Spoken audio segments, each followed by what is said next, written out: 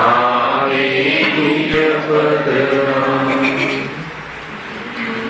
મિથ્યા ભાવય ભાવથી જે પ્રગટે નિજ ભાવ તે જયવંત રહો સદા એ જ મોક્ષ उपाय। श्री मोक्षमार्ग प्रकाशक ग्रंथ से बीजा अधिकार पर आपणे चर्चा चाली रही है। एमा पेज नंबर 38 अवधि ज्ञान मन पर्याय ज्ञान केवल ज्ञान की प्रवृत्ति। खरेखर तो संसार व्यवस्था में ज्ञानावरणी कर्मना उदय में जे ज्ञाननो क्षयोपशम है उघाड़ है एमा जे पराधीन प्रवृत्ति है एनी चर्चा अहींया छे। संसारना स्वरूपनी चर्चा है। सौथी पहला जे उघाड़रूप ज्ञाननो अल्पंश है ए जे जाणवानी प्रवृत्ति करे छे एमां घणी पराधीनता है। ये वर्तमान ज्ञाननो दोष है। ये दोषनो अभाव करवाना अर्थे आ टॉपिक अहींया लेवामां आव्यो छे। अवधि ज्ञान नु स्वरूप अने एनी पराधीन प्रवृत्ति एनी चर्चा आज आपणे पूर्ण कलाक सुधी करीशुं। 10:15 सुधी स्वाध्याय छे। खरेखर तो जी पण ज्ञान आपणी पासे छे काले शुद्ध ज्ञान की घणी चर्चा थी। मन द्वारा जे ज्ञान की प्रवृत्ति थाय छे मते ज्ञान पूर्वक में पराधीनपणानी तो चर्चा करी पण साथे साथे ये ज्ञाननो अगर सदुपयोग करिए तो आत्मानुभूति थाय छे। आज जे गाथा चाली ज्ञान ज प्रत्याख्यान से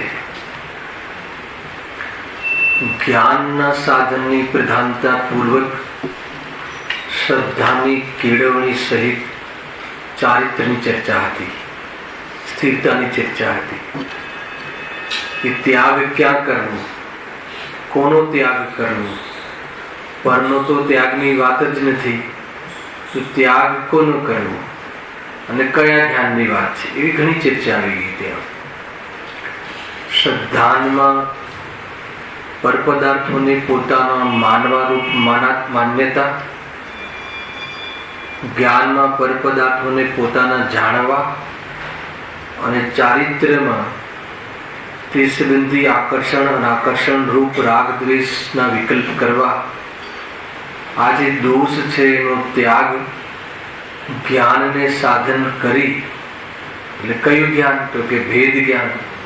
આગમ જ્ઞાનના માધ્યમથી ભેદ જ્ઞાન દ્વારા પ્રત્યાખ્યાન ક્યારે કહેવાય કે શ્રદ્ધાનમાં આત્માનું એકત્વપણું, અહમપણું, આત્માનું સ્વસંવેદનપણું થતા પરપદાર્થ સંબંધી લક્ષ્ય પક્ષવાળા વિકલ્પો તૂટી જતા જે જ્ઞાન સ્થિર થાય છે ये स्थिर ज्ञान ने प्रत्याख्यान कहे छे।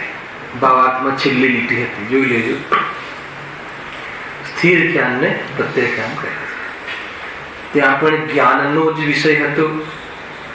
त्यां ज्ञाननो सदुपयोगनी चर्चा हती। एने सदुपयोग करता पराधीनता मटी जाय ए त्यां उपदेश हतो अने अहींया ए पराधीनपणुं आत्मानी शोभा नथी एम नक्की करावीने ए ज केवल ज्ञान प्राप्त करवानो पुरुषार्थनो उपदेश छे। हवे अवधि ज्ञान वળી પોતાની મર્યાદા અનુસાર ક્ષેત્ર કાળના પ્રમાણ પૂર્વક રૂપી પદાર્થોને જે વડે સ્પષ્ટપણે જાણવામાં આવે તે અવધિ જ્ઞાન છે। કાલે આની ચર્ચા આપણે કરી હતી। તો એમાં એક સ્પષ્ટ શબ્દ પડ્યો છે તો આવે છે અવધિ જ્ઞાન જે છે, અવધિ જ્ઞાનમાં સ્પષ્ટ શબ્દ કહ્યો અને મતિશુદ્ધ જ્ઞાનમાં અસ્પષ્ટ શબ્દ કહ્યો. એના આધારે આપણે કાલે વિષય ખોલ્યો હતો. શું થયું? પૂછે અવાજ ડાઉન થઈ ગયો, થોડોક અવાજ વધુ. અવધિ જ્ઞાન સંબંધી શું ચર્ચા હતી? ત્યાં સ્પષ્ટ શબ્દ નાખ્યો અને મતિશુદ્ધ જ્ઞાનમાં અસ્પષ્ટ. કોના મતિશુદ્ધ જ્ઞાનની વાત હતી? જ્ઞાની અજ્ઞાનીના ભેદની વાત નથી. જ્ઞાની હોય કે અજ્ઞાની હોય, એ મતિ જ્ઞાન જે અવલંબન રૂપ જ્ઞાન છે, એ જ્ઞાન તો અસ્પષ્ટ છે. પદાર્થોને જાણવા સંબંધી વિપરીતની વાત ત્યાં નથી. એટલી ચર્ચા આપણે કરી હતી. તો અસ્પષ્ટ કહો કે પરોક્ષ કહો, સ્પષ્ટ કહો કે પ્રત્યક્ષ કહો, એક જ વાત છે. મતિશુદ્ધ જ્ઞાન કેવું જ્ઞાન છે? પરોક્ષ જ્ઞાન છે. તો પરોક્ષ જ્ઞાનમાં શું કારણ બતાવ્યું હતું? એનો શું હેતુ હતો? કે ઇન્દ્રિયો અને મનના અવલંબન પૂર્વક જાણવું એને પરોક્ષ કહે છે. પરોક્ષની વ્યાખ્યા એ છે. ત્યાં સાવ્યવહારિક પ્રત્યક્ષની પણ ચર્ચા કરી. વ્યવહારથી જેને પ્રત્યક્ષ કહેવાય, ઇન્દ્રિયો દ્વારા પ્રત્યક્ષ કોઈ બોધ થાય, ચક્ષુ ઇન્દ્રિયના પદાર્થનો ચક્ષુના ભીડવાના રૂપમાં જે જ્ઞાન થાય, પરંતુ એ વિષય સંબંધી કોઈના માધ્યમથી સાંભળીને જ્ઞાન થાય, ખ્યાલમાં આવે તો ત્યાં પ્રત્યક્ષ પરોક્ષ જે લૌકિક દ્રષ્ટિએ છે, આંખે દેખ્યો અહેવાલ, પોતાના કાનના માધ્યમથી સાંભળીને જાણવો, ડાયરેક્ટ જાણવો. તો કોઈ પદાર્થ ડાયરેક્ટ પોતાની આંખેથી જોવો અને કોઈ વર્ણન કરે અને એને જોવા સંબંધી પદાર્થોનું જ્ઞાન થવું, લૌકિકમાં ત્યાં પ્રત્યક્ષ પરોક્ષનો ભેદ છે. આચાર્યદેવ કહે છે કે એ ટોટલ જ્ઞાન પરોક્ષ છે. પરોક્ષ હોવાથી એ અસ્પષ્ટ છે, એ નિર્બલ નથી. સમ્યક દૃષ્ટિનું જ્ઞાન પણ પદાર્થો સંબંધી જાણવાનું જે જ્ઞાન છે એ નિર્બલ નથી. વિતરાગ તો નિર્રૂપ નિર્મલતાની વાત અલગ, જાણવાના જે આલોકની વાત છે, જાણવાના વિશેની વાત છે, ત્યાં કેવલ જ્ઞાનની જે રીતે સ્પષ્ટ જાણે છે, નિર્મલ જાણે છે, અવધિ જ્ઞાન મનપર્યા જ્ઞાન જે રીતે સ્પષ્ટ જાણે છે, એવું નિર્મલ જ્ઞાન હોતું નથી. એની ચર્ચા આપણે કરી હતી. હવે પ્રત્યક્ષ શું છે? તો પ્રત્યક્ષ જ્ઞાન એને કહે છે કે જે અવલંબન વગર જાણવાનું થાય. ઇન્દ્રિય, મન, આલોક અર્થાત પ્રકાશ અર્થાત એ પદાર્થની સન્મુખતા રૂપ એ બધા જે પકડો છે એના રહિત ડાયરેક્ટ આત્માના પ્રદેશોથી જાણવાનું થાય. એને પ્રદેશ પ્રત્યક્ષ એવો શબ્દ આપણે ઉપયોગ કરીએ છીએ કે જે પ્રદેશ પ્રત્યક્ષ છે કેવલ જ્ઞાન છે. પ્રદેશ પ્રત્યક્ષ નું શું અર્થ થાય? તો ડાયરેક્ટ આત્માના પ્રદેશોથી જ્ઞાન થાય અને પ્રદેશોનું પણ જ્ઞાન થાય. એ બે વસ્તુ લેવી. ખ્યાલ? મતિશુદ્ધ જ્ઞાનમાં પ્રદેશ જે છે વસ્તુનો એનું જ્ઞાન થતું નથી. એટલું પ્રત્યક્ષ અને આત્માના પ્રદેશોથી ડાયરેક્ટ જ્ઞાન થાય. હે ને? અત્યારે સિમંદર ભગવાન જ્યાં બેઠા છે ત્યાંથી કઈ પણ જાણી રહ્યા છે, સમસ્ત જાણી રહ્યા છે, એમાં કયા ઇન્દ્રિયનું અવલંબન છે કે કયા મનનું અવલંબન છે? તો ત્યાં અવલંબન નથી. અરે જે પર્યાય ઉત્પન્ન થઈ અને જે પર્યાય નષ્ટ નથી થઈ, નષ્ટ થઈ ગઈ છે, એવી પર્યાયના જ્ઞાનમાં ઇન્દ્રિયનું અવલંબન કેવી રીતે સંભવ છે? ખ્યાલ? તો એ પદાર્થોનું એ તે પર્યાયનું જ્ઞાન પણ અત્યારે વર્તાઈ રહ્યું છે, એને પ્રત્યક્ષ કહે છે. તો પ્રત્યક્ષ પરોક્ષનો આ માધ્યમ છે. પરોક્ષ જ્ઞાન હોવા છતાં, મતિશુદ્ધ જ્ઞાન પરોક્ષ હોવા છતાં, જે શુદ્ધ જ્ઞાન જે છે, જે મન ના લેવલનું ઉઘાડરૂપ જે જ્ઞાન છે, એ શુદ્ધ જ્ઞાનની વાત છે. ઘણી ચર્ચા થઈ ચૂકી અહીંયા. તો શુદ્ધ જ્ઞાનના પણ ઘણા ભેદ છે. એમાં મન જનિત, મનના અવલંબન પૂર્વક જે શુદ્ધ જ્ઞાન થાય છે રૂપી પદાર્થોનું, એ જ્ઞાન દ્વારા આત્માનું સ્વસંવેદન પ્રત્યક્ષ જ્ઞાન થાય છે. એક છે અનુભવ પ્રત્યક્ષ, એક છે પ્રદેશ પ્રત્યક્ષ. તો પ્રદેશ પ્રત્યક્ષ નથી શુદ્ધ જ્ઞાન, પણ શુદ્ધ જ્ઞાન અનુભવ પ્રત્યક્ષ છે, સ્વાનુભવ પ્રત્યક્ષ. હવે સ્વાનુભવ પ્રત્યક્ષ શું છે? તો કે આ પ્રત્યાખ્યાન જે આવ્યું ને એમને સમજાવીએ. પર પદાર્થમાં અહમ બુદ્ધિનો ત્યાગ, પર પદાર્થનો ત્યાગ અને ગ્રહણનો તો કોઈ વાત જ નથી, કેમ કે પર પદાર્થને તો કોઈ ગ્રહણ ત્યાગ કરતું જ નથી. પણ જ્ઞાનના માધ્યમથી, શુદ્ધ જ્ઞાનના માધ્યમથી, શાસ્ત્રના માધ્યમથી એટલે મતિ જ્ઞાન પૂર્વક વિચાર જ્ઞાન દ્વારા પદાર્થનો યથાર્થ નિર્ણય થતા, શ્રદ્ધા વિકસિત થતા, સમજો, વિકસિત થતા એ અનુભવ જ્ઞાન કઈ રીતે થઈ ગયું? તો વસ્તુમાં કોઈ પર પદાર્થનો હસ્તક્ષેપ નથી, વસ્તુ એટલે આત્મા, અને આત્માને પર વસ્તુમાં હસ્તક્ષેપ કરવાનું સ્વરૂપ નથી, એવો સ્વરૂપગ્રાહી જ્ઞાન થતા પર પદાર્થ સંબંધી અર્થાત એ સંબંધી વિકલ્પોના નષ્ટ થઈ જવાનું જે સ્વાદ આવે છે નિર્વિકલ્પતાનો, એ જે જ્ઞાન છે એ જ્ઞાન કયું છે? અનુભવ પ્રત્યક્ષ. હવે એવો સ્વાદ છે એને કથનમાં કહી શકાય, ન કથનો દ્વારા અનુભવી શકાય. એ પરિણમનમાં આવી શકે છે કે આ વિતરાગ સ્વરૂપ એ વાસ્તવમાં નિરાકુલતા રૂપ સ્વાદનું વેદન આવે છે. આવો આત્માનો સ્વભાવ છે એ અનુમાન જ્ઞાન છે, અને આવો સ્વભાવનો સ્વાદ જે લે છે એ અનુભવ જ્ઞાન છે. તો આત્માનું તો છદ્મસ્તને અનુમાન જ્ઞાન થાય છે, અને આત્માના સ્વભાવનો સ્વાદ છે અનુભવ જ્ઞાન થાય છે. અનુમાન જ્ઞાન અને અનુભવ જ્ઞાનમાં આ અંતર છે. ઘણી વાર આપણે અહીંયા લઈ લીધેલું છે વાતને. તો સ્વાનુભવ પ્રત્યક્ષ, સ્વ અને પરના ભેદ વિજ્ઞાન પૂર્વક સ્વમાં અહમ બુદ્ધિ, આ જ હું છું એવો વિશ્વાસ, એવી પ્રતીતિ, વિકલ્પાત્મક માત્ર નહીં, પર સંબંધીનું લક્ષ્ય સંપૂર્ણપણે છોડી સ્વનો સ્વ અર્થાત નિર્વિકલ્પ સ્વાદ લેવા રૂપ જે પરિણતિ થાય, એમાં સ્વની જે પ્રતીતિ જાગૃત થઈ, એને વાસ્તવમાં સમ્યક દૃષ્ટિ કહે છે. તો આવું જે જ્ઞાન છે એ અનુભવ પ્રત્યક્ષ છે. એ જ મતિ શુદ્ધ જ્ઞાન જે આપણી પાસે પર પદાર્થોને જાણવા માટે કેવું છે? પરોક્ષ રૂપથી છે. આત્માના બારામાં જાણવામાં પરોક્ષ રૂપથી છે, પણ એ જ શુદ્ધ જ્ઞાન ભાવશુદ્ધ જ્ઞાન રૂપ પરિણમી જતા કેવું થઈ જાય છે? સ્વાનુભવ પ્રત્યક્ષ, સ્વસન્મુખ પ્રત્યક્ષ, અનુભવ પ્રત્યક્ષ, અર્થાત એ જ આત્મજ્ઞાન છે. એટલી ચર્ચા આપણે આ ભાવશુદ્ધ જ્ઞાનમાં પણ લીધી હતી. તો આ રીતે કોઈ ભયની વાત નથી, પોઝિટિવ પણ છે.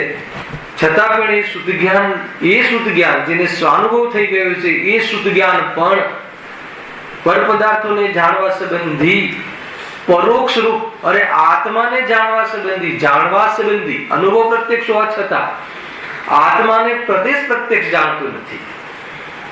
આત્માના અનંત ગુણો છે એવો વિશ્વાસ, અને એવા વિશ્વાસ પૂર્વક ભયનો અભાવ, નિર્ભયતા રૂપ સ્વાદ આવી શકે છે, પણ આત્માના અનંત ગુણ જે છે એ અનુમાન દ્વારા જાણવામાં આવે છે. હવે સ્વસંવેદન પૂર્વક અનુમાન જ્ઞાન જે છે એ જ્ઞાનને સમ્યક જ્ઞાન કહેવાય છે, અને સ્વસંવેદન વગરનું જે અનુમાન જ્ઞાન છે એ શાસ્ત્ર જ્ઞાનની અપેક્ષા સમ્યક ભલે, પરંતુ સ્વસંવેદન ન હોય તો એ અનુમાન જ્ઞાન પણ જ્ઞાન નથી, ઇન્દ્રિય જ્ઞાન છે, અર્થાત તો આત્મ જ્ઞાન નથી, અર્થાત તો સમ્યક જ્ઞાન નથી. કેટલી બધી વાત કહી, થોડું ફાસ્ટ થઈ ગયું આજે. હા, ઘણી વાર ચાલી ગયું છે છૂટું છવાયું, એને સમેટીને આ વાત કરી. ખ્યાલ આવે છે કે નહીં? તો એકલું અનુમાન જ્ઞાન એ આગમ આશ્રિત જ્ઞાન, એ અનુમાન જ્ઞાન છે. એ સ્વસંવેદન પૂર્વકનું અનુમાન જ્ઞાન નથી. જ્ઞાનનું લક્ષણ તો સંવેદન જ છે. શાસ્ત્ર જ્ઞાન જે થયું એ જ્ઞાન પણ એ જ્ઞાનનું જ સંવેદન છે, પણ એ સ્વ છે, શાસ્ત્રમાંથી નથી આવ્યું, એ સ્વમાંથી આવ્યું છે. એવી પ્રતીતિ અને એવી પ્રતીતિ ક્યારે કહેવાય કે શાસ્ત્ર સંબંધી લક્ષ્ય છૂટી અને એવી નિર્વિકલ્પ સ્વાદ લે, એ સ્વાનુભવ પ્રત્યક્ષ. છતાં પણ આત્મા અનંત ગુણોનો પિંડ છે, એ અનુમાન જ્ઞાનનો વિષય છે. પરંતુ જે અનંત ગુણોનો પિંડ છે એમાં કોઈ રાગ આદિનો પ્રવેશ નથી, ત્રિકાલી છે, એવો નિર્ભયપણે સ્વાદ લઈ લીધો. ખ્યાલ આવ્યો? એ સ્વાદ લઈ લીધો એ સ્વસંવેદન પ્રત્યક્ષ છે. પણ આવો આત્મા છે એવું જે જ્ઞાન થાય છે એ પ્રદેશ પ્રત્યક્ષ નથી, એ તો ત્રિકાલી, એ તો વાસ્તવમાં અનુમાન જ્ઞાન છે. તો અનુમાન જ્ઞાન, એકલું અનુમાન જ્ઞાન, એને આગમાસિત જ્ઞાન કહે છે, એને ઇન્દ્રિય જ્ઞાન કહે છે, એને જાણકારીનું જ્ઞાન કહે છે, ઉઘાડનું જ્ઞાન કહે છે. એમાં પણ સમ્યકપણું ના હોય તો આત્મ કલ્યાણ થવાનો ચાન્સ નથી. શું કહ્યું? હવે એમાં સમ્યકપણું એટલે શું? આગમનું જ્ઞાન પણ બરાબર ના હોય, આગમના માધ્યમથી આત્માનું વસ્તુ સ્વરૂપનું એમાં પણ ક્લેરિટી ના હોય, ધારણા જ્ઞાનમાં પણ. તો શ્રદ્ધામાં વિષય કોણ બનશે? કે જે ધારણા જ્ઞાન છે. તો ધારણા જ્ઞાન જો ખોટું હશે તો શ્રદ્ધા ત્યાં એને સ્વીકાર કરી લેશે. એટલે ધારણા જ્ઞાનનો પણ કોઈ હદે એનું પણ ત્યાં ઉપયોગિતા છે. તો ધારણા જ્ઞાન પણ કેવું હોવું જોઈએ? શ્રેષ્ઠ હોવું જોઈએ. ખ્યાલ આવે? એટલે જે જ્ઞાન પ્રત્યાખ્યાનની વાત આવી ને, એ સ્થિરતા રૂપ જ્ઞાનની વાત છે. નિવૃત્ત જ્ઞાન. નિવૃત્ત એટલે શું? રાગ આદિમાં પ્રવૃત્તિ કરવા રૂપની નિવૃત્તિ. પરમાં તો નિવૃત્ત પ્રવૃત્તિ છે જ નહીં, પણ પર સંબંધી વિકલ્પમાં પ્રવૃત્ત થતું હતું. એમાં પર અને આત્મામાં કોઈ લેવા દેવાનો પણ સંબંધ નથી. બધા જ પદાર્થો પોતાના સામર્થ્ય પૂર્ણ છે એવો જ્ઞાન કર્યું, અને એવા જ્ઞાનને અનુસાર પ્રતીતિ થઈ. એ પ્રતીતિ ક્યારેક સાચી કહેવાય કે એ પર સંબંધીનું લક્ષ્ય વિકલ્પ રહિત થઈ જાય જ્ઞાન. એ સ્થિર જ્ઞાન, એવી સમ્યક દર્શન જ્ઞાન ચારિત્રની જે સ્થિરતા છે આંશિક, એ શું છે? સ્વાનુભવ પ્રત્યક્ષ, અનુભવ પ્રત્યક્ષ જ્ઞાન.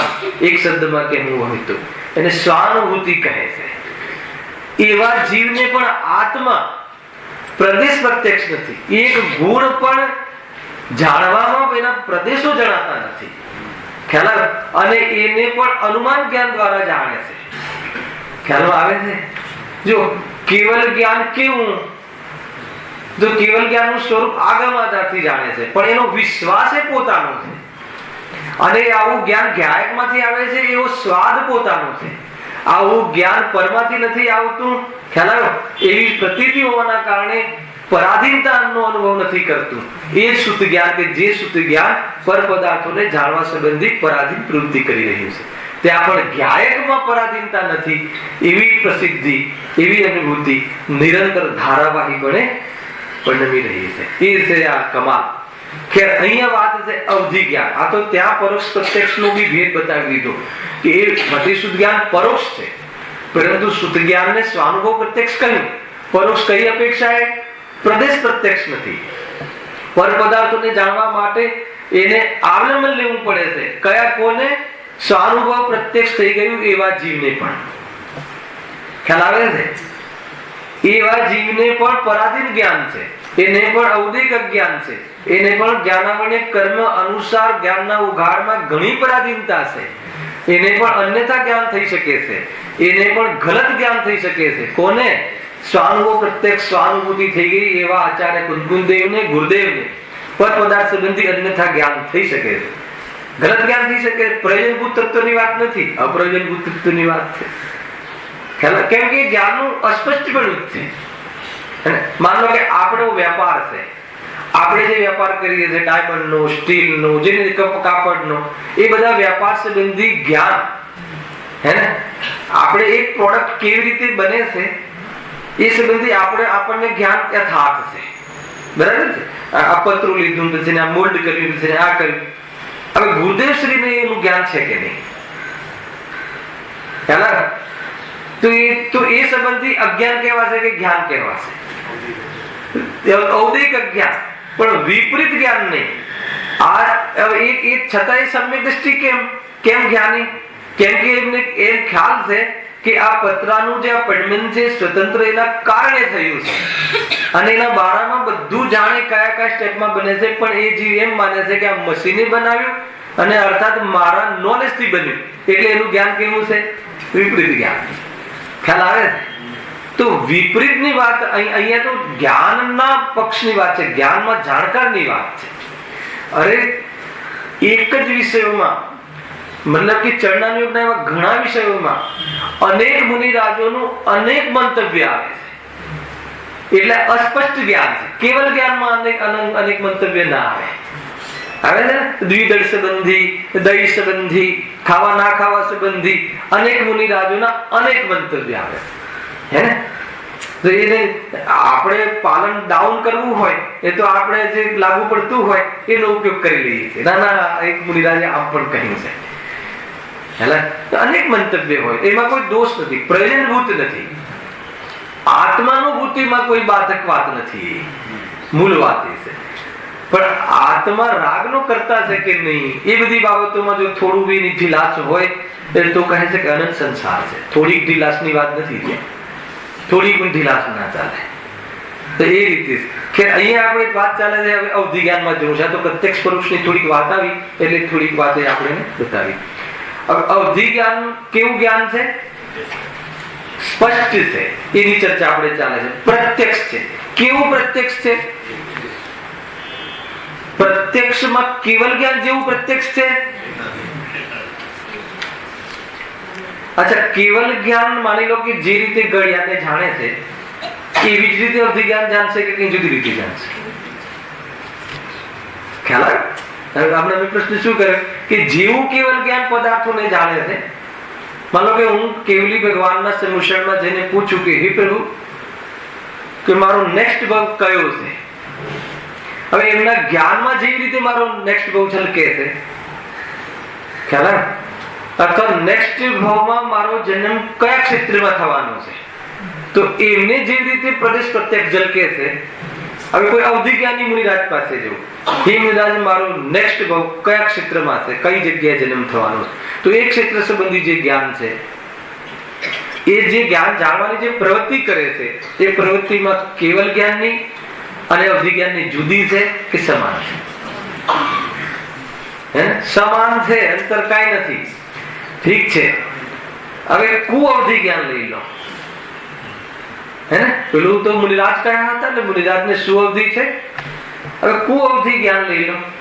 તો કુઅવધિ જ્ઞાન છે જે જીવને એ પદાર્થો સંબંધી જે એની મર્યાદામાં આવી શકે એ પદાર્થ સંબંધી જાણવાની જે પ્રવૃત્તિ છે, અને સુઅવધિ જ્ઞાનમાં જે પદાર્થોને જાણવાની પ્રવૃત્તિ છે, અને કેવલ જ્ઞાનમાં જે પદાર્થોને જાણવાની પ્રવૃત્તિ છે, એમાં અંતર ખરું કઈ?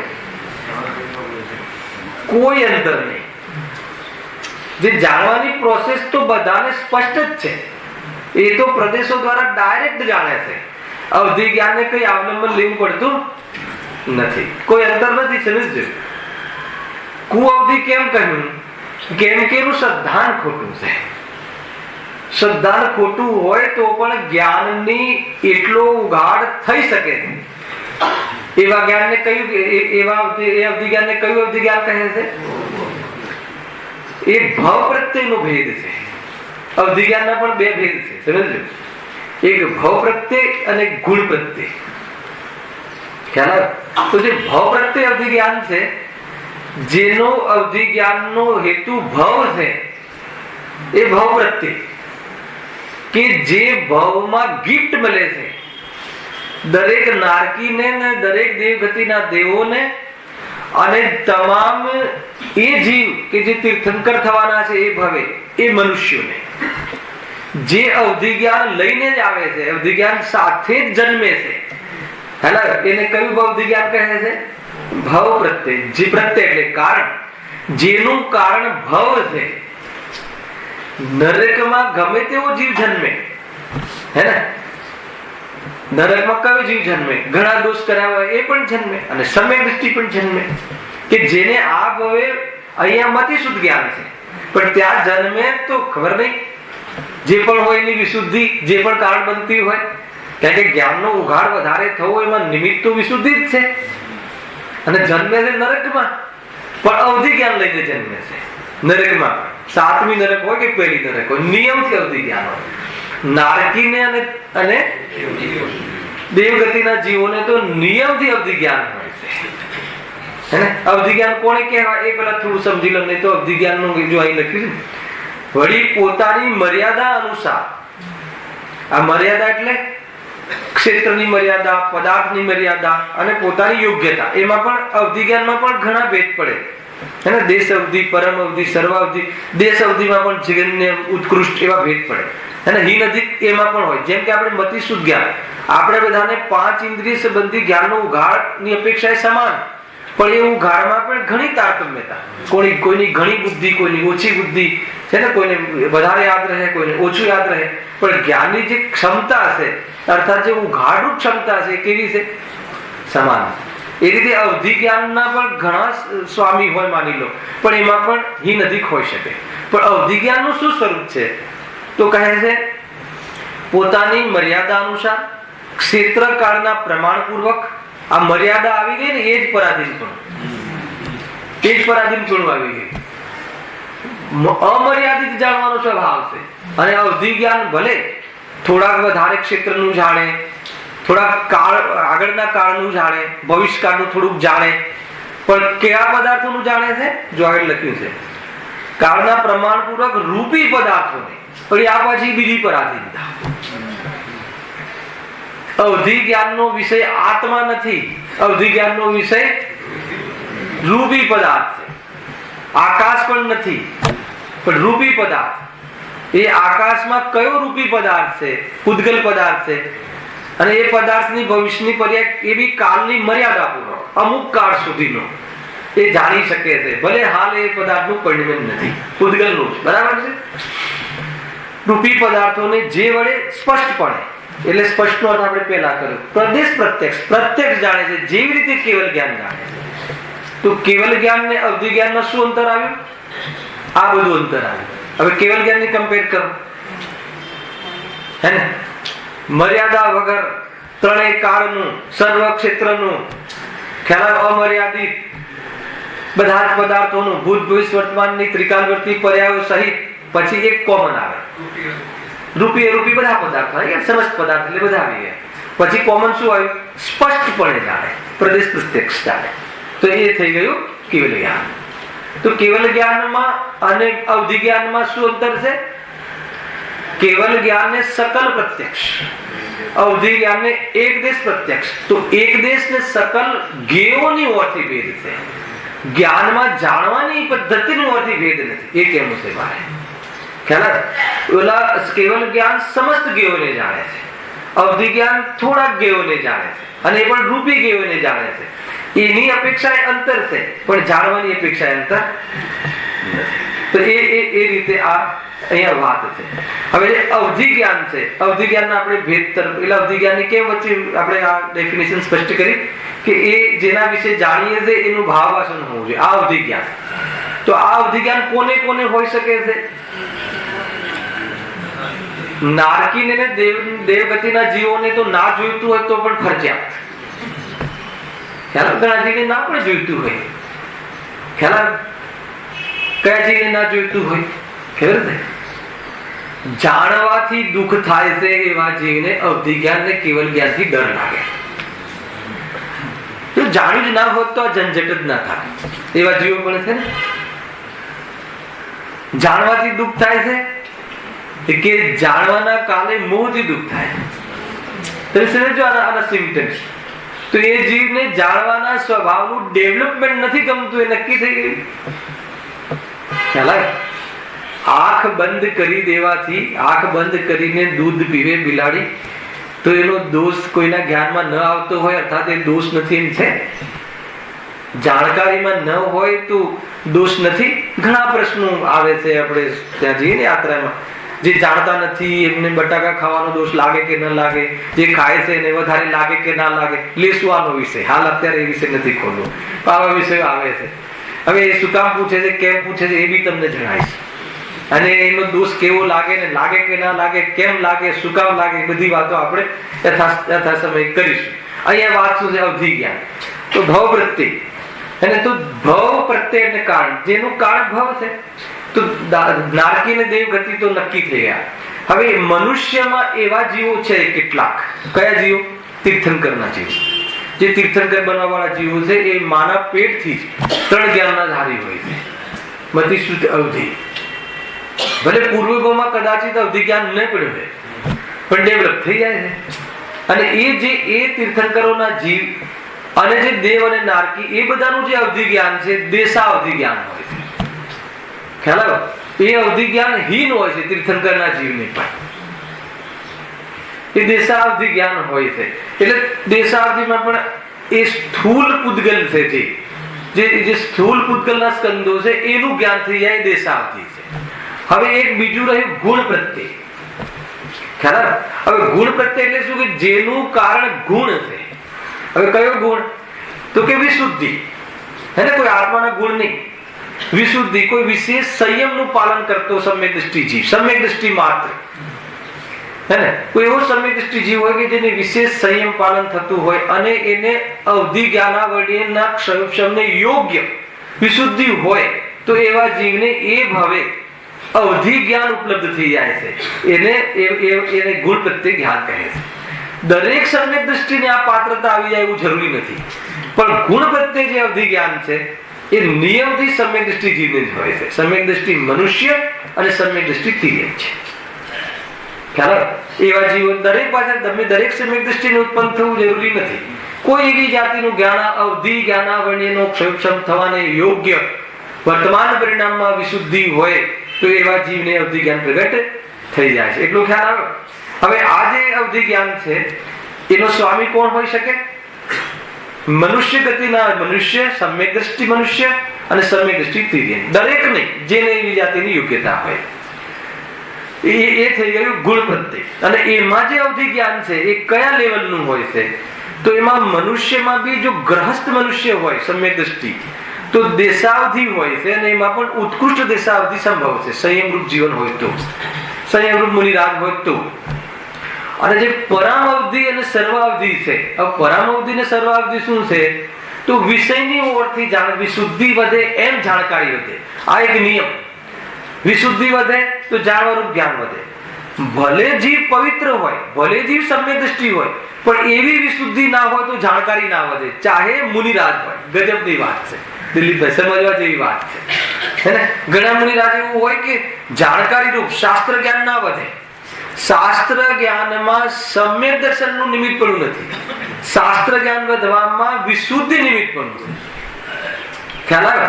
એટલે શાસ્ત્ર જ્ઞાનમાં સમ્યક દર્શન મિથ્યા દર્શનનો ભેદ નથી. હા, એવું તો સ્વરૂપ છે કે સમ્યક દર્શન થઈ જાય, અમુક વખતે અમુક પ્રકારની વિશુદ્ધિ સમ્યક દર્શન પ્રાપ્ત થયા પછી થાય, અને દ્વાદશાંગ રૂપ શુદ્ધ જ્ઞાનની પૂર્ણતા શ્રેણીઓમાં થાય.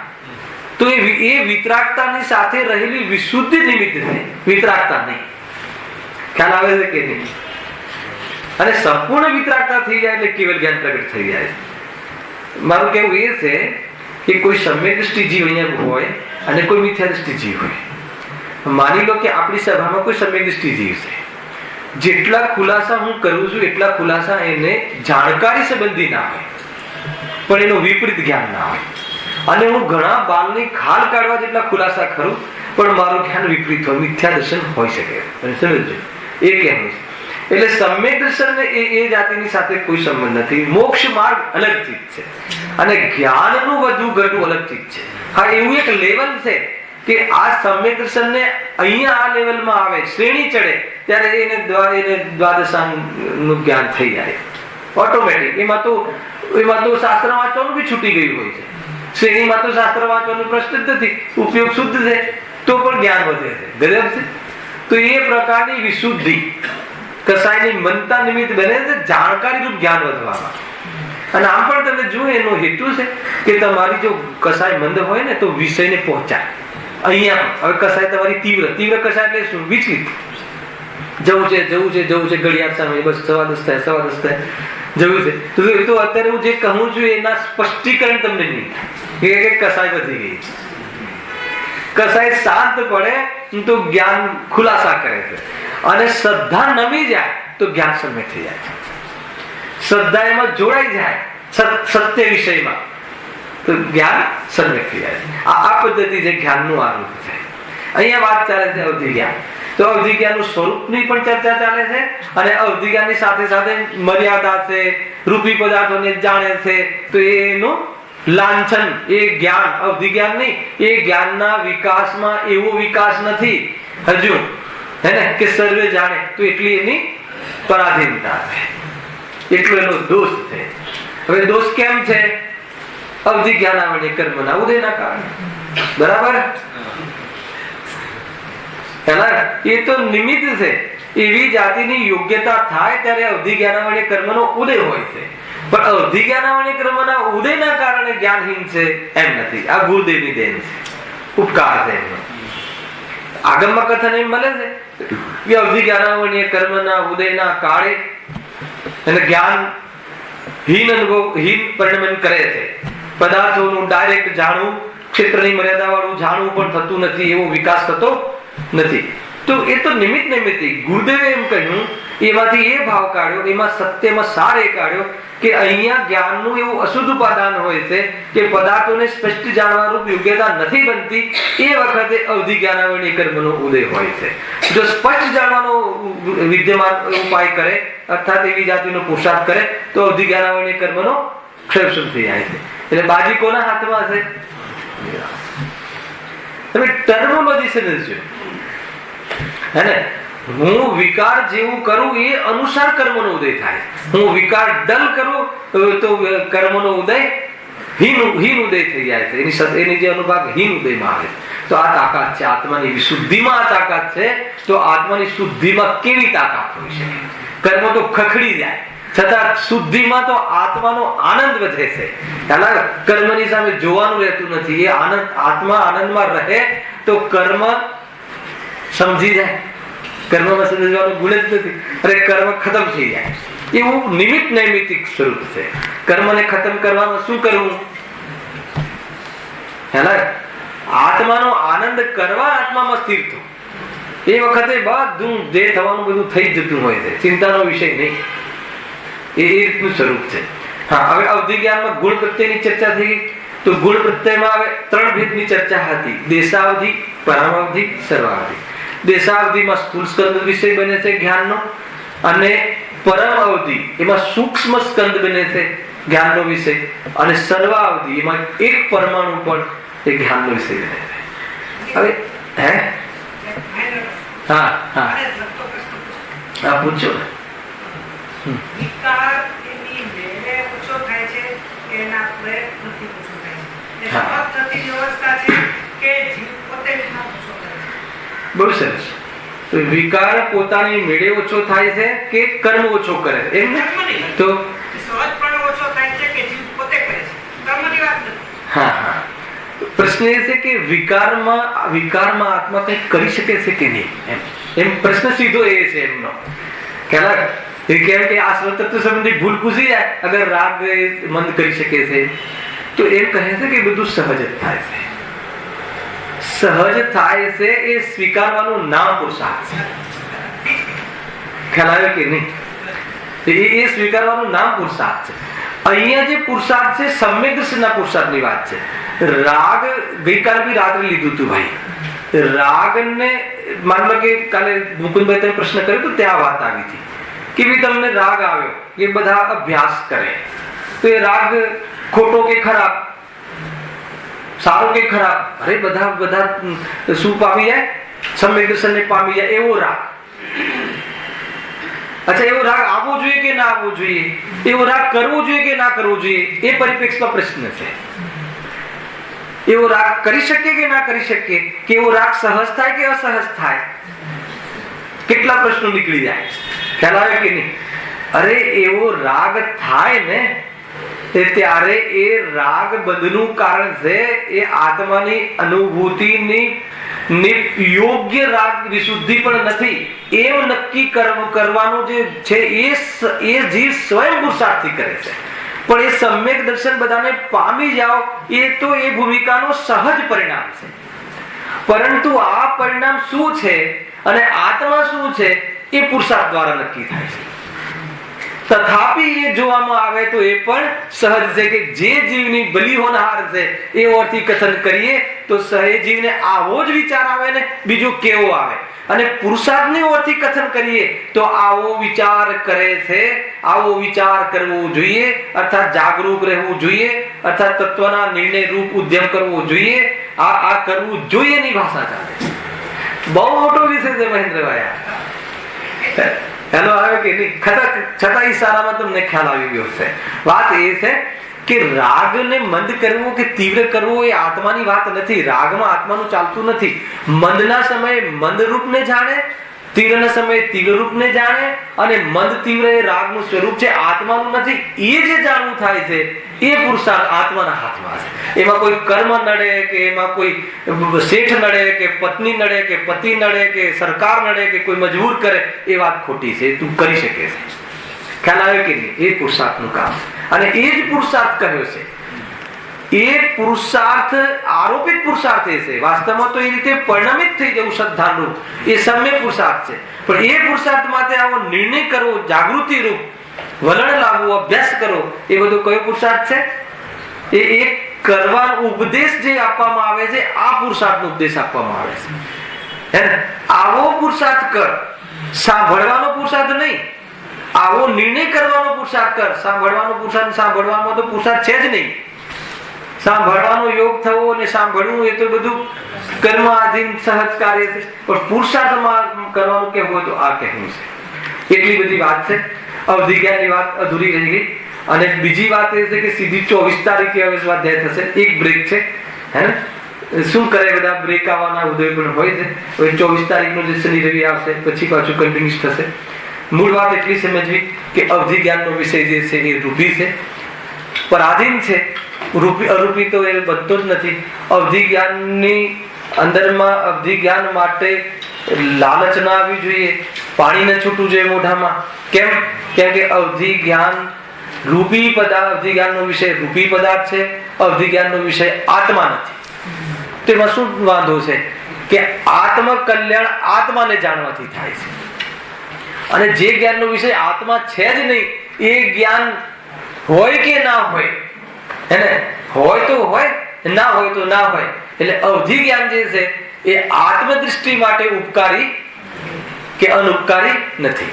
એ તો જ્ઞાનની વિશુદ્ધિ છે. જ્યાં પરિણામની વિશુદ્ધિથી એ જ્ઞાન પ્રગટ થઈ જાય છે. એટલે કોઈ અવધિ જ્ઞાન હોય તો મોટો જ્ઞાની, અથવા અવધિ જ્ઞાન હોય તો જ્ઞાની એવું કાંઈ છે નહીં. કેમ કે એનો વિષય રૂપી બને છે, આત્મા બનતું નથી. એવું જ્ઞાનનું એવું તો એક સ્ટેપ છે કે જેનો વિષય પર બને. હેલા માત્ર પર પદાર્થ, રૂપી પદાર્થો એનો વિષય બને છે.